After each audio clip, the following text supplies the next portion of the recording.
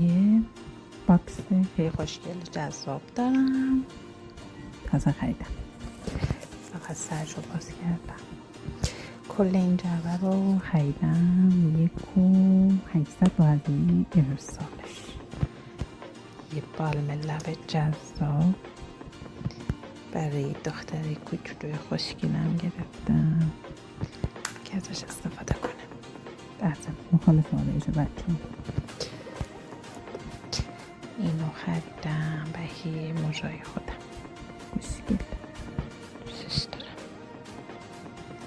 قیمتاش هم خواستین بگین براتون توی پستا میذارم. یه دونه اینو گرفتم، ویتامین C داره، عالی درجه 1 مطلبش اگه بخوایم بخونیم. این شد 3 تا 5. یکی بیکن گرفتم 9 تا تو یکی. این هم ویتامین C داره، 10 اینم خدایی گامه، همین چی من روزی اولین باری گرفتم. حالا استفاده که کردم نتیجهش رو اصلا نمیدونم.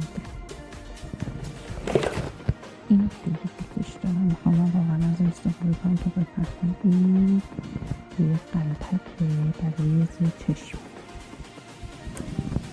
خیلی خوبه. من استفاده میکنم هم خودم هم همسرم تا ببینیم چی میشه. این هم ویتامین C کلا، این همش ویتامین C، چون ویتامین C خیلی برای هم تیرگی پوست، چینچروکای اولیه اینا خیلی خوبه. کلا پک رو بر پایه ویتامین C گذاشتم. اینو خیلی خریدم، اینجا این دفعه 7م و 8م خریدم.